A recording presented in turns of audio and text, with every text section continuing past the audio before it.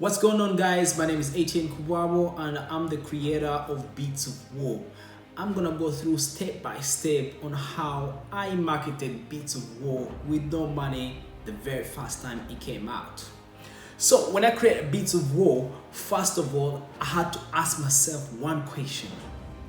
Am I known worldwide? Do people really care about the comic book that I'm gonna release? So those are the genuine questions you have to ask yourself if you wanna sort of self-publish. How popular, how is my following on YouTube or on Instagram so that people can get to know my comic book? And then after putting all these things into consideration, I realized that people do not know Beats of War, and I was thinking of a proper strategy on how I can get it out to people. And what I did is, after it was completed, we did up to 500 print run where I had over 500 copies that I sent out to people who never paid for them, because I always have this idea that if people don't know your product or your comic book or something you're trying to sell to them, they will be a bit skeptical about it. I mean, this is so different from like big companies like Marvel, DC, and other companies that are well established.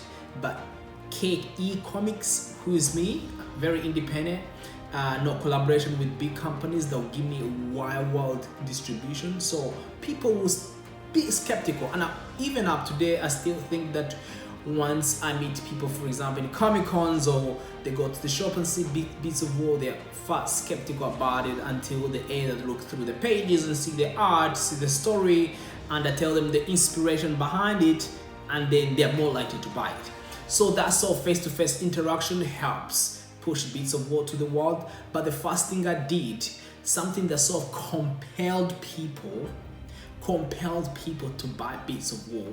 Don't forget to subscribe, by the way. Subscribe and like this video if you enjoy this information that I'm sharing with you, because I know out there's a lot of creators who are trying to figure out the right way to get their comic books out, to get it to the shops, to get people worldwide to buy it from you. So the thing is, my comic book has been bought from like LA, New York. We've got people from Atlanta, London, Birmingham, Scotland, Sweden, Japan. It's reached a lot of people worldwide. We sold over 20,000 copies. We've not hit 30,000 yet. I mean, it's been like 2 years now, but you can see how far it's reached with my strategy.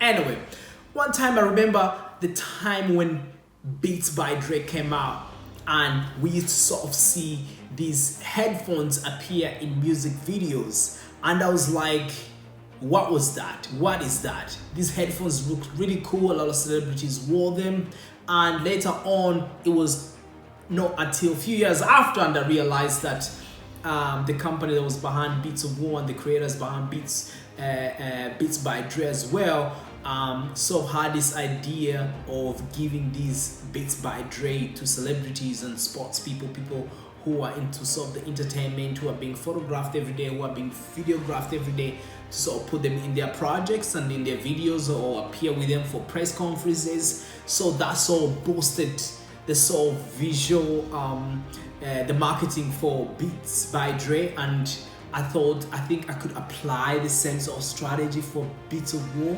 So what did I do? So called a couple friends and friends that knew friends, a few influencers who are interested, and that was during lockdown. Honestly, I was just in my bedroom packing comic books non-stop, thinking of where, contacting people through Instagram, emails, asking friends who might know people on how I can get Beats of War. So what I did, I spent over maybe more than £300 on postage fees, printed 500 copies of Beats of War, and I sent them out free of charge. Yes, you heard it, free of charge. I packaged it in I have these envelopes. I'll tell you how I package my comic books. I put them in envelopes, put them in these 40 pockets, really safely. Send them out in Japan, LA, London, New York, somewhere in Scotland, Sweden, Germany. Send them to people that I had acquired their contacts through Instagram, through friends, but I also send copies to some friends as well.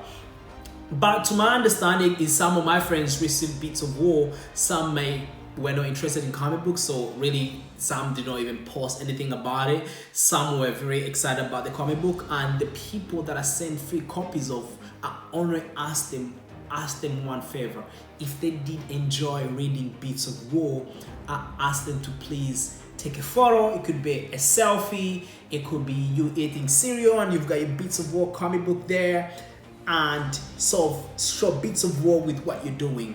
And I received a lot of photos, selfies, Beats of War with cereals, people working out, dancing with Beats of War, people doing a lot of acrobatic stuff with Beats of War. So I started receiving these images from people who had enjoyed reading Beats of War. So, I mean, from like 500 copies that I sent out, I probably received a good 250 photos, which I posted as I received, and these photos with what people wrote about Beats of War helped other people feel confident enough to sort of be interested in Beats of War. And that's how Beats of War took off. At the time when Beats of War came out, all my money was which I'd worked for, was invested in the production of the comic book, paying everybody involved, pay my co-writer well, pay my artist well, people were involved, and make sure that they are happy. But when it came to marketing, I had zero money for marketing. I only knew that I had a few £100 left in my pocket to print the first copies and post them out. So when I post the copies out, obviously some people were not into comic books. Some people are like, oh, it's Marvel, I want to read Marvel, I want to read DC, which was okay for me. But here I've got my own story, something that is different that I'm trying to share with the world.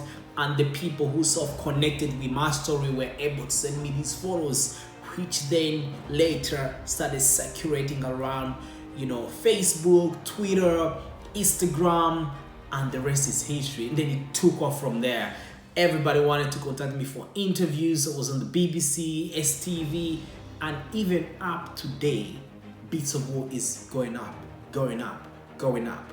I believe so much in word of mouth, and if somebody has gotten your product and they've read it, they'll feel that they can trust whatever this product you're trying to give them. And for me, really, Beats of War being a story, it's kind of hard to sort of pick up an indie comic book and give it a go because you're not sure what to expect. But I'm really glad that there's been a lot of positive feedback from Beats of War, from people who've read it, people who went back and bought it. So I'm super grateful. We will have issue 4 coming. It's been 2 years and we are almost at issue 4. Can you believe it? And before you know, it's gonna be issue 5 and there's other announcements yet to come. I'm very excited. So those were my strategies that I actually used to promote Beats of War the first time it came out. I'd even pay for like Facebook marketing yet at the start, and the advertise or put any posters out there yet. The first thing I ask people is, here's a free copy, take a photo of you, write something nice of how you felt of reading Beats of War.